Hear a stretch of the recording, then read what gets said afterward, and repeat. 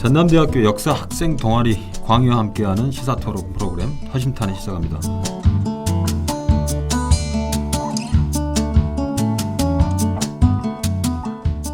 한국과 일본 지리적으로 가깝지만 진정한 우방이라고 해야 할지 요즘 벌어지는 경제 보복 문제를 보면 의구심이 많이 듭니다. 일본의 경제 보복 이후 국내에선 일본에 대한 적대적 감정들이 많이 표출되고 있는데요. 일본은 과연 어떤 나라일까요? 허심탄회에서 대학생들의 진솔한 얘기를 들어봅니다. 각자 소개 좀 부탁합니다. 저는 전남대학교에서 사학과에 4학년 재학 중인 윤동현입니다. 예. 네, 저는 전남대학교 사학과 16학번이고요. 4학년에 재학 중인 이수민입니다. 네, 안녕하세요. 저는 지금 전남대학교 사학과에 재학 중인 2학년 김소연입니다. 예, 안녕하십니까. 일본을 역사적으로 많이 봐왔을 텐데 일본은 어떤 나라입니까? 역사학으로서 동현 씨부터 한번 말씀해 주세요.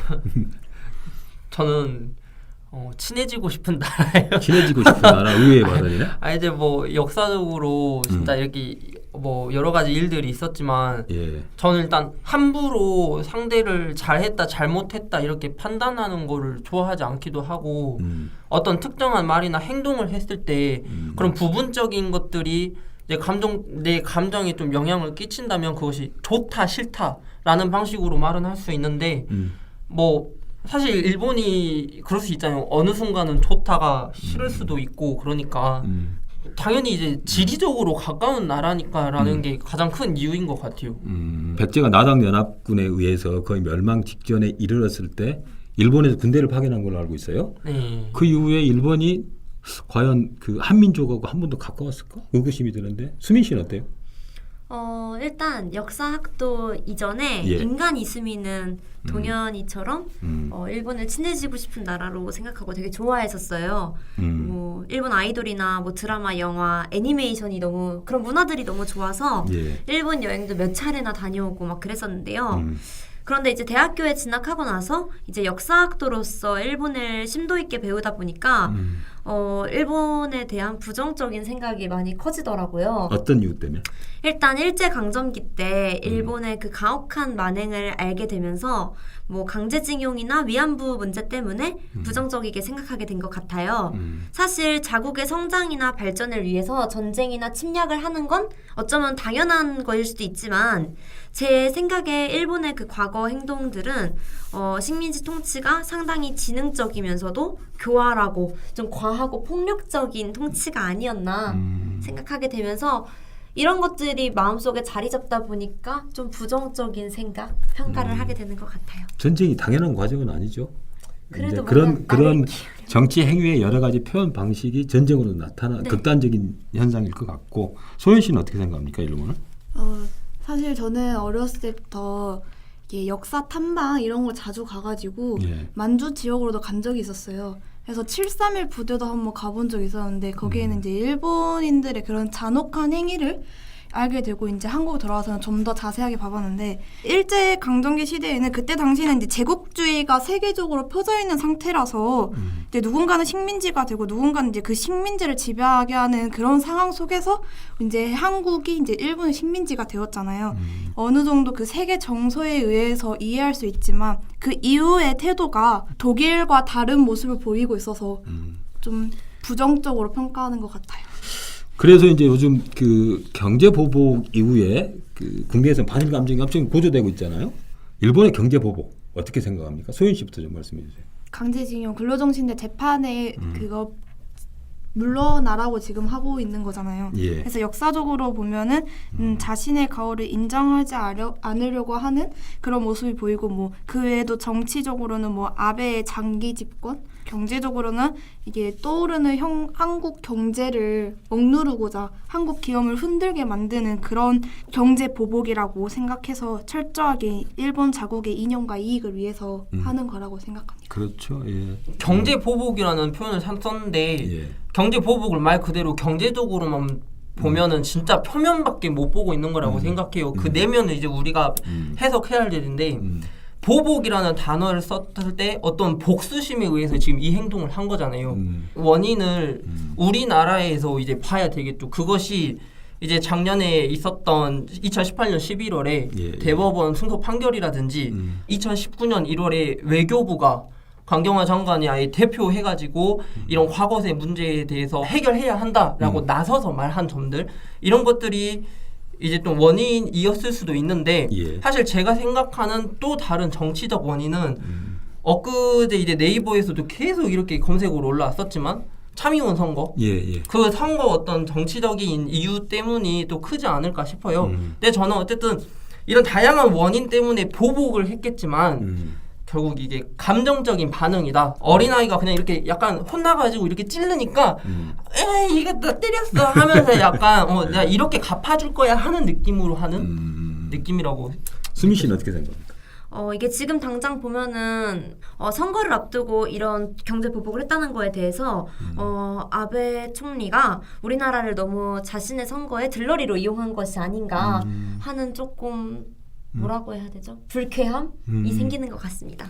원래 일본이 처리했어야 할 응당 자기들이 갚아야 했을 그런 역사적 채무를 갚지 않은 데 대한 도발이라고 생각을 해야 되지 원래부터 이전부터 계속 그 사람들이 안 갚고 했었는데 이런 식으로 좀 더 표면적으로 드러나는 행동을 했을 거라고 생각해요. 저도 이제 도발이라는 표현에 좀 그 긍정을 하는 편인데 사실 그 대법원이 인정한 게 징용 피해자에 대한 개별 배상권을 인정한 거잖아요. 그런데 우리가 한일 협정을 할 때 60년대 개별 배상권에 대한 것은 매듭을 안 지어가지고 상황이잖아요. 그런데 아베 정권은 모든 문제가 그때 한일 청구권 배상 문제로 다 완결된 것처럼 이제 이야기를 하고 있었잖아요. 그래서 자 그러면 동현 씨 말대로 일본이 어떤 부분에 대해서 보복을 하는 거냐. 우리 입장에서 봤을 때는 보복이라는 말이 좀 어불성설이라는 측면이 있고 동북아 질서의 판을 좀 깨려는 그런 측면들이 있을 거예요. 아마 뭐 우리가 이제 뭐 국제 정치를 전공한 사람은 아니지만 이 도발에 대한 한국 정부의 대처 어떻게 생각하십니까, 동현 씨? 사실 저는 아직 한국 정부의 어떤 대처가 무엇인가부터 좀 궁금해가지고 제가 본 바로는 정부적 차원의 실질적인 대응은 아직 없었다.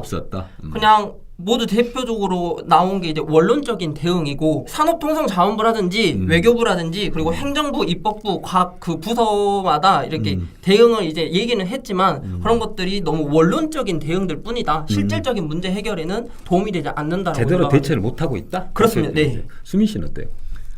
근데 저는 이렇게 원론적인 해결, 그냥 외교적인 해결을 보려고 하는 게 맞대응보다 옳다고 생각하는 사람이거든요. 그렇죠. 왜냐하면 같이 보복을 시작해버리면 이거는 끝없는 파국으로 치닫는 것이 아닌가라는 생각이 들고 그렇기 때문에 지금의 이 원론적인 해결이 현재로서 할 수 있는 최선의 선택이라고 생각하고 또 오늘자 기사를 보니까 이런 정부의 대응이 오히려 지지율이 높아지고 있더라고요. 오늘 처음으로 문재인 정부 지지율이 50%가 넘었죠. 50%를 넘었다고 해서 제가 막 정치적으로 이렇게 어떤 이념을 가진 것도 아니고 이렇게 평가할 만한 그런 능력이 안 되기 때문에 잘 모르겠지만 한 기사를 봤는데 현재 그 국산 기업에게 부품 소재 산업을 이제 확대하기 위해서 세액 공제를 이제 실시한다고 이제 내년부터 바로 하겠다라는 기사를 봤어요.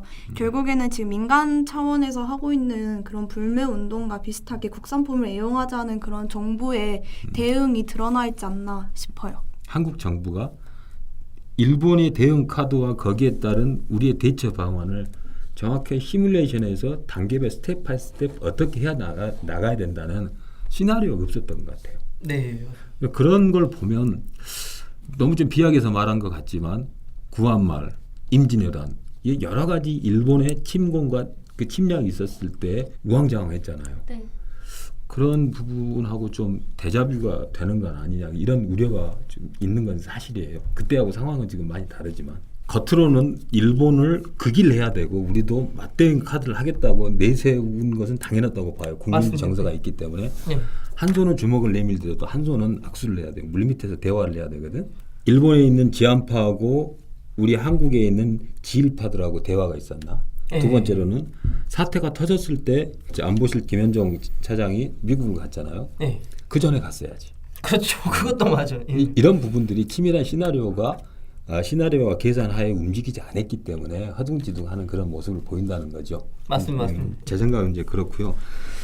그런데 이제 이런 부분들이 있으니까 지금 현재 민간 차원에서 불매 운동 일어나잖아요. 사실 나도 엊그저께 그 아사히 맥주를 좋아하는데 편의점 가서 아사히 맥주를 못 사고 코젤이라는 흑맥주를 샀는데 코젤, 예, 맛있죠. 코젤도 일본하고 다 연결된 기억이 아, 진짜요? 그런다고. 그래서 흡수했다고 이게 이제 사실 그 불매 운동이 이제 이렇게처럼 들불처럼 일어나고 있는데 야, 예. 이 불매 운동 어떻게 생각해요? 당연히 상품 불매 운동에 찬성합니다. 이미 저도 참여하고 있고 실제로 이제 왜 이 운동을 해야 하는지 그 이유를 설명한 영상도 제작해서 이제 SNS에 공유해가지고 알렸는데 정부가 알맞은 대처 방안을 지금 마련하지 못하니까 어떻게든 이 상황을 헤쳐나가야겠다라는 마음으로 국민들이 힘을 모아서 참여하고 있는 그런 운동이라고 생각을 해요. 저는 당연히 찬성을 하고 저도 일본 제품을 덜 쓰려고 노력을 하고 있어요. 저는 이제 일기를 쓰는 걸 좋아하는데 희한하네. 일기 쓰기 좋아하는 사람 별로 네, 없는데. 근데 이제 일기 쓸 때 예쁘게 노트 꾸미려면은 일본 문구류가 너무 좋아서 그 시그노 막 이런 제품들을 엄청 많이 구비를 하고 썼었는데요. 이제 사람들이 인터넷에 정리를 해서 올려주더라고요. 일본 대신에 우리나라 거 쓰는 방법, 대처품들을 이렇게 올려줬는데 네. 그래서 이제 모나미 걸로 바꾸려고 노력을 하고 있어서 저도 이런 불매 운동에는 찬성을 하지만 요즘 그런 게 있더라고요. 인스타그램에 일본 여행 다녀온 사람들을 매국노로 치부해서 봤어요. 관리하는 그런 사람들이 보안관들이 있어요. 일본 여행 갔다 온 사람들 인스타에 들어가서 댓글로 매국노다, 나라 팔아먹었다 이렇게 막 댓글을 좀 심하죠, 그건. 네 달더라고요. 근데 이런 감정적인 그 자국민들끼리의 싸움이나 이런 건 좀 부정적이게 생각하고요. 자발적인 불매는 있어야 한다고 생각하지만 상대방에게 강요는 해서는 안 된다고 그렇죠. 생각합니다. 예. 소연 씨는? 저도 찬성합니다. 일단 우리나라는 이제 불필요할 정도로 일본에 의존하고 있다는 생각이 들어요. 뭐 상품뿐만 아니라 언어에서도 굳이 한국말이 존재함에도 불구하고 일본말을 쓰는 친구들도 많고 그런 부분에서는 아직까진 일본에 대한 의존도가 높은 것 같은데 이런 불매 운동을 통해서 이제 국산품을 사용하는 게 높아짐으로써 이게 우리나라 경제도 좋고 우리나라 기업에도 좋고 하는 게 나을 것 같아요. 저는 이렇게 봐요. 어떻게 보냐면 지금 우리가 불매 운동을 하고 있는 것들이 다 대체제가 있잖아요. 네, 맞습니다. 네, 일본에서 아사히 맥주 안 먹으면 뭐 카스 먹어도 되잖아요. 맞아요. 경제적으로 우리가 그 불매 운동을 했을 때 과연 일본한테 어느 정도 경각심을 주고 위협감을 주느냐.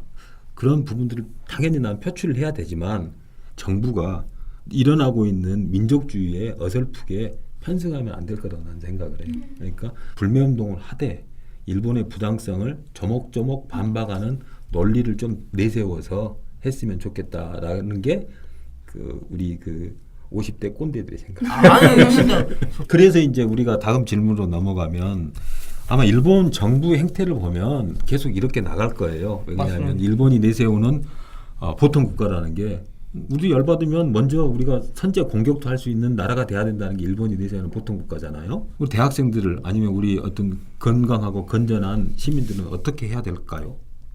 저도 사실 어쨌든 일본이 바뀌지 않을 거라는 생각은 있어요. 이게 항상 지금까지 어떤 보수 정치가 계속 이렇게 했고 일본도 다당제를 운영하고 있다고는 하지만 실제로는 거의 일당제 운영되는 것처럼 거의 같은 당이 계속 이렇게 정치를 갖고 있으니까 그런 점에서 봤을 때 어차피 안 바뀔 거라는 생각은 있는데 하지만 저는 지속적으로 소통을 하는 것, 한국과 일본 사이에서 어떤 보도라든지 이야기가 오고 갈 때 왜곡 없이 우리가 이해할 필요가 있다고 생각해요. 두 번째는 그냥 간단하게 문화 교류를 통해서 좀 같은 역사 인식을 공유할 필요가 있다. 저는 오케이. 이렇게 정리하고 싶습니다. 이렇게 아까 언론 얘기했는데 일본을 대표하는 NHK가 모토를 내세운 게 있어요. 일본에서는 네네. 정부는 비판하되 정권은 비판하지 않는다. 아 그렇죠, 그렇죠. 결국 그 일본이라는 그 언론의 어떤 분위기라든지 이런 것들은 철저하게 아베 정권 위주로 가는 맞습니다. 그런 경향들이 그런 모토가 있기 때문에 그런 것 같아. 네, 저는 일단 당장의 대응은 외교적 해결을 봐야 할 것 같고요. 그렇죠. 예. 정부는 맞대응을 하면 안 될 것 같다고 생각이 듭니다. 그리고 지금 저는 국민들이 불매를 하고 이런 문제에 대해서 관심을 갖는 게 참 좋은 현상이라고 생각을 해요. 예. 그렇기 때문에 우리 자국민들도 끊임없는 관심을 가지고 이 일본과의 경제적 문제나 외교적 관계가 어떻게 향후 달라질 것인지 끊임없는 관심을 주어한다 생각합니다. 예. 저는 이제 대학생들이니까 특히 역사를 전공하는 학생들이니까 아까 문화교류 이 얘기했는데 이런 제안을 한번 먼저 해봤으면 어떨까요? 유튜브 잘 되니까 네네. 또저 여자친구가 일본이니까 그냥 한번 여기에서 만들어봐요. 만들어봐가지고 띄워보세요. 일본 대학생들에게 고함. 그래서 왜 일본은 독일의 빌리 브란트 같은 총리가 안 나올까요? 이런 제안을 한번 해보세요. 빌리 브란트 알죠? 폴란드 가가지고 무릎 꿇고 사죄한 사람. 그렇게 좀 우리가 울림 있게 대학생들이 역사 인식을 공유하는 그런 장을 만들어 가면은 정부나 정권이 정치적으로 이런 행태를 하더라도 거기에 휩쓸리지 않는 일본인들이 훨씬 많아지지 않을까 그런 생각을 해봅니다. 저의 제안이었습니다. 아 진짜 좋은 것 좋은 같은데. 컨텐츠. 좋은 컨텐츠인 것 같아요. 자, 지금까지 일본 정부죠. 정부와 정권의 보수화된 모습, 그로 인한 경제적인 보복, 정확히 표현하면 도발, 이 문제에 대해서 이 얘기를 했는데요. 우리 앞으로도 많은 고민을 해야 될 것 같습니다. 이상 대학생들과 함께한 화싱턴이었습니다. 감사합니다. 감사합니다. 고생했어요.